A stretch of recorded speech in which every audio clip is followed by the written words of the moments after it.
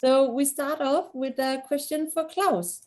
Klaus, can you expand on how the DigiShares platform will integrate with Balancer and how the investor need to purchase the token first and then separately go to Balancer? So I guess it's about the process, Klaus. Yeah, and I wish that Mark was still here. He's the expert in that. But in any case, we will build on top of the Balancer liquidity pool. So we will create an interface for it, making it easy for real estate developers, asset owners to get their tokens listed using the liquidity pool. And possibly the asset owner will have to help create liquidity for it by providing additional tokens for the liquidity pool in order to facilitate sufficient liquidity. Yeah, that's a really brief answer. What was the last part of the question? And will the investor need to purchase the token first and then separately go to Balancer? No, not really. So we will build a user interface to it. So it will be fully sort of, it'll be a transparent, user-friendly process facilitated by real estate.exchange. The brick token will have to be used in order to access certain functions on the platform to build utility for it. The real estate tokens can be purchased through the platform using a standard like Uniswap like interface, at least to begin with. So I hope that's enough response. I think that was a very good answer. So what you're basically saying, it will be user friendly. We hope so. Yes. Try. Very good. The next one is an open question, but I think it's very relevant for Benny, Luis, and Pilar. Maybe you agree, maybe you disagree. So we'll start off with Benny. Your view on DeFi and convergence with real world assets. I mean, I think that by asking this question, you're already answering it. It's obvious that DeFi cannot stay on the digital crypto assets world only. If we want to gain, mass adoption, we will have to deal with what we call the legacy world. And this is precisely, I think, what all the people here are speaking about, how to bridge between the legacy world and the new world in a very ethical way. So the answer is clearly yes. We need to bring DeFi to the other side of the map.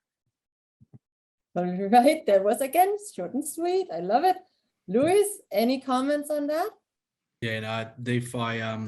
I think a lot of the traditional banks are starting to wake up in terms of the impact it's going to have, especially around funding, property, in terms specifically around that. I've had conversations with some of the big players already in terms of the banking systems, and some of them are still in denial, but some of them are starting to realize that they have to be there. And I think it's just a matter of time. And so, yeah, I'm very bullish. If they don't get on board, platforms like Aave are already doing in terms of the fantastic work in that space as leaders in DeFi. So, yeah, very bullish on that. Get on board or miss the train. Yes. And Pilar, any comments? I am very bearish on crypto assets, not on blockchain. I mean, it's a very contrarian view that I have, because we speak to a lot of regulators, and we have spoken to, except the SEC, we have spoken to everybody on the planet.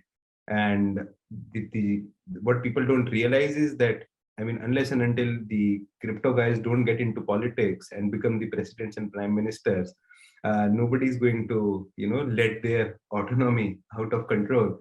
And but since it is a free world, and because of free speech, China is addicted. China has said that they have blocked everything because they can, and they can control the media.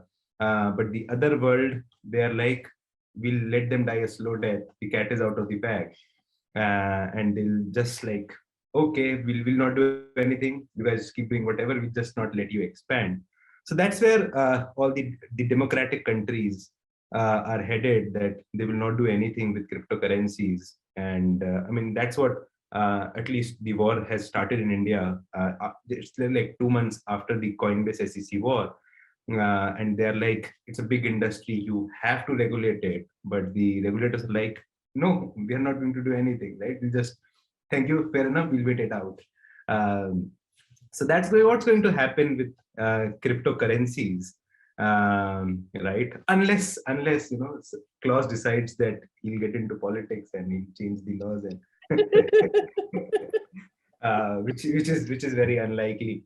But having said that, I mean, it's a learning curve of this industry. A lot of the tech that has been built with the cryptocurrencies, that will be carried forward and will be used with what we are talking, right? That is where we spend 90% of the time, right?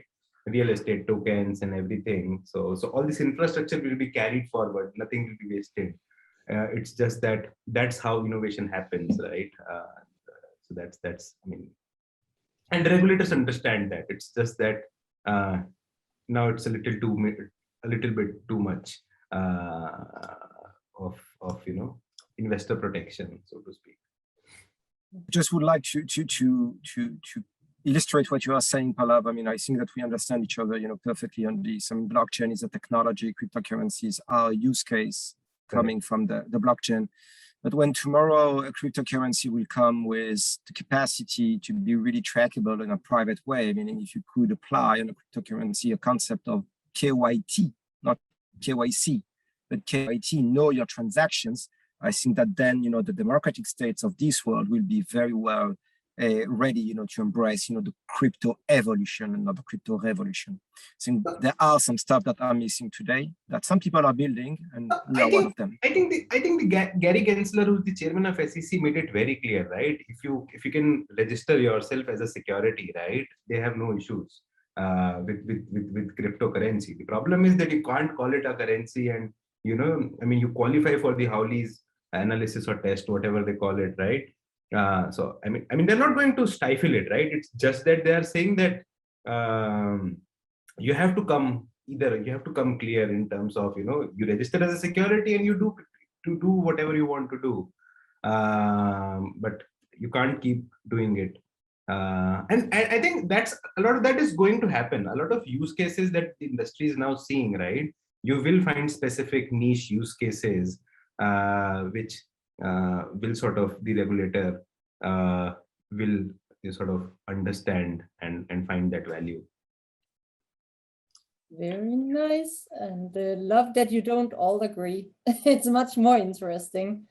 Next question is for Benny. Your view on how regulations will develop for DeFi and crypto in general. I think that to keep the debate that we have with Pallav now is that I think that here we are going to agree, Pallav, that regulation is the key. It means that if the DeFi world is not willing to play the game by the state rules, it will disappear. I've been in the business for the last 20 years, and that's the third regulation wave that I'm living. I used to work in the gaming industry, and I've seen what happened there. I used to live in the telecom industry, and I've seen what happened there. All those people that were claiming that they are not going to play the regulation game, they are dead today. They are not operative.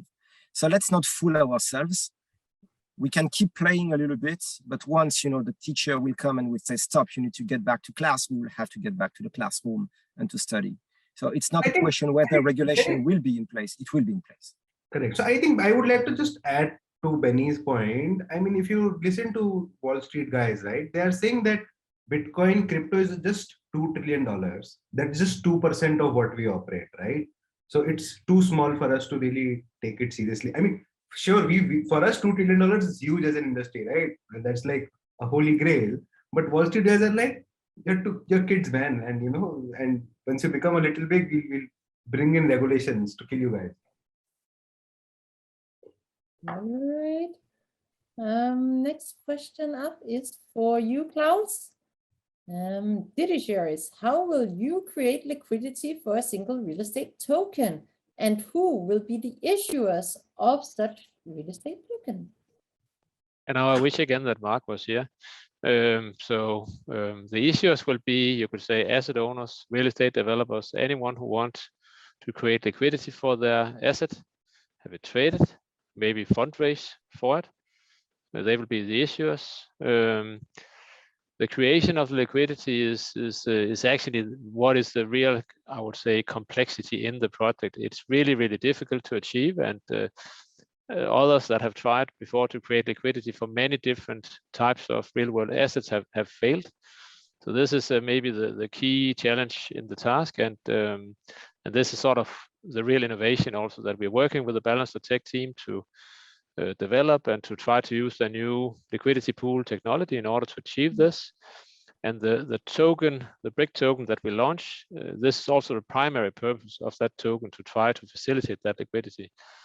So there's a lot of ideas and a lot of elements that go into that, and yeah, we cannot go deeper into it here, but that's, and also I'm not the real expert myself, but that's, yeah, that's a bit of an answer at least. All right, thank you. We have again an open question. What blockchain will emerge as the blockchain of choice for real estate assets? And perhaps we should start with Louise. Well, obviously the Ethereum blockchain at the moment, but I'd be interested to see hear Klaus's probably more recent comments. I've heard the CEOs, well, one of the guys from Polymath with the Polymash, the ecosystem there. It'd be good to hear from you, Klaus, in terms of what DigiShares is doing from that perspective, because I know I've heard the guys speak, and I do like what the approach is. In terms of their own blockchain. Yeah. I can certainly comment on that. I think right now 95% of all tokenization is still on Ethereum, even though it's expensive and slow, but it has the ecosystem, right? So it has custodians, it has exchanges, it has stable coins, it has community and investors. So that's pretty hard to compete with for any other blockchain. But competition is coming, and we certainly see some interesting other alternatives. We are blockchain agnostic and can pretty much support any blockchain that is requested by our clients. That's just I have to turn on the light here. There's an automatic turning off of the light.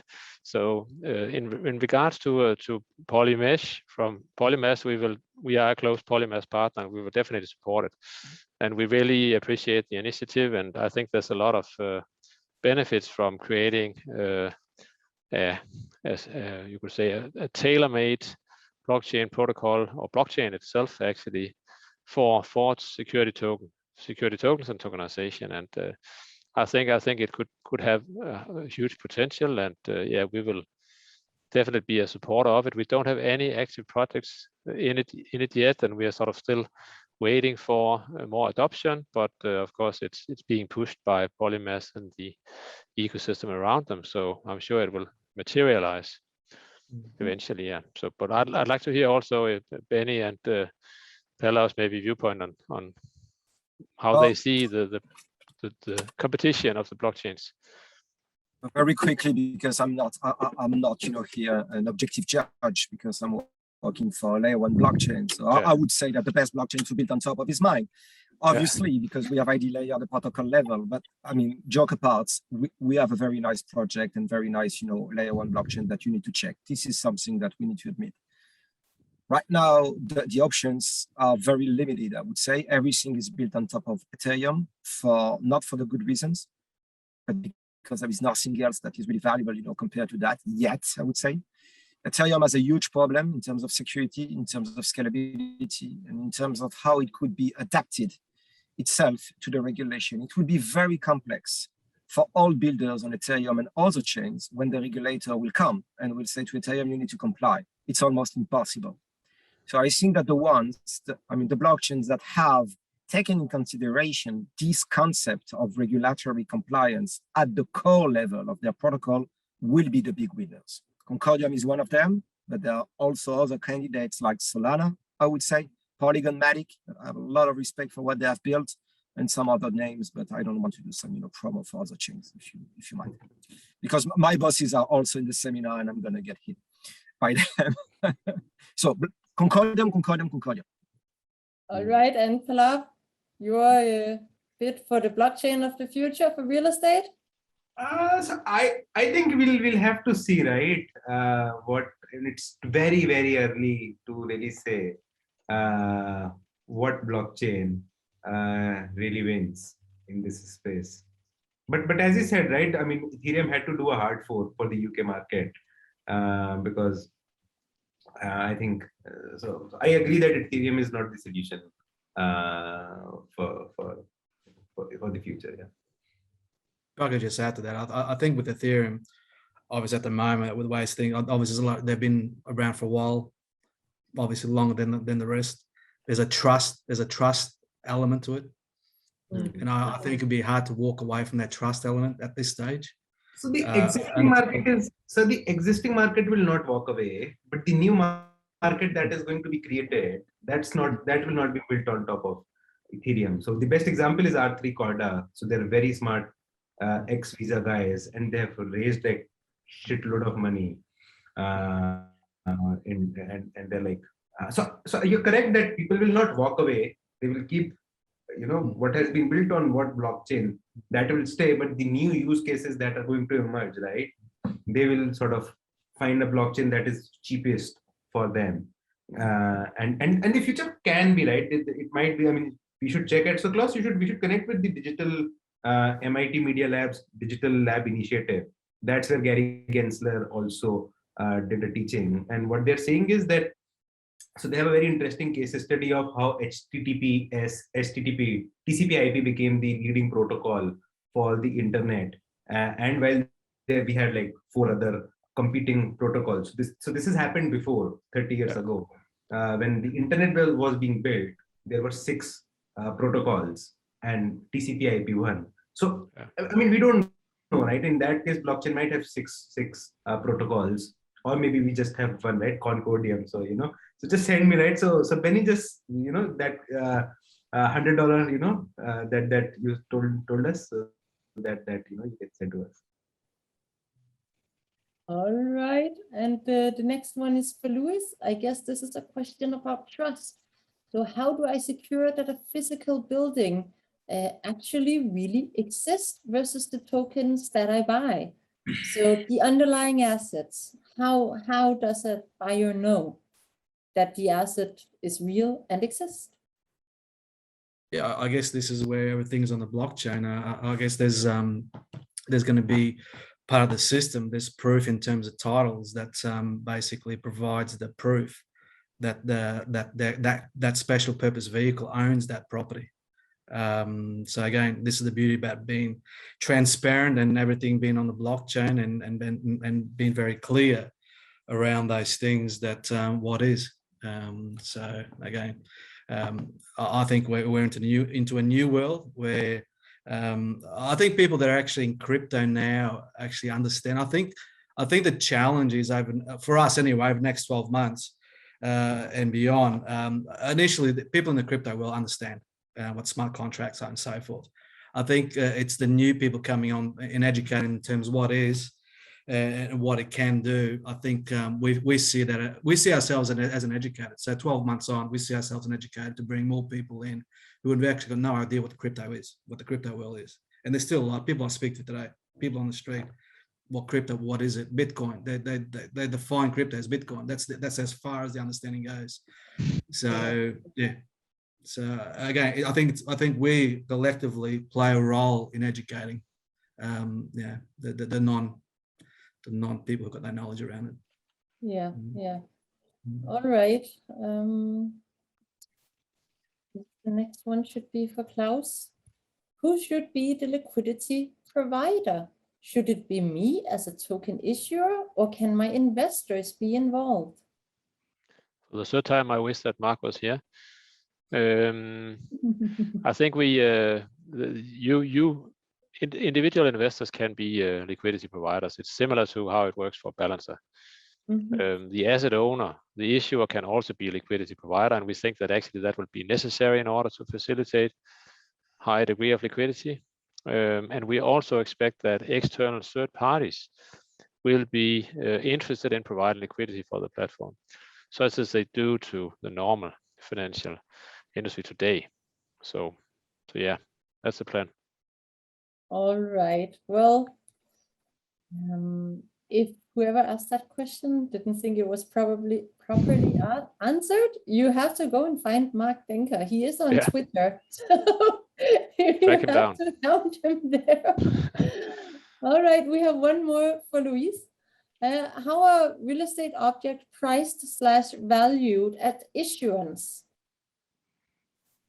When we issue it, so the way we basically do is the total cost of the asset basically is how we price. So all our tokens would be priced initially at $80 US.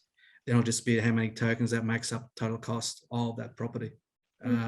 So again, we try to make it accessible to everybody, and given that they can buy as minimum as one token for $80 US, it makes it accessible to a large part of the population around the world. But yeah, so basically the only thing that changes is the number of tokens to equate to the cost of the property. Yeah. Very nice. And a follow-up, which state are you launching your brick? Brisbane, Queensland. Yeah. So Which state?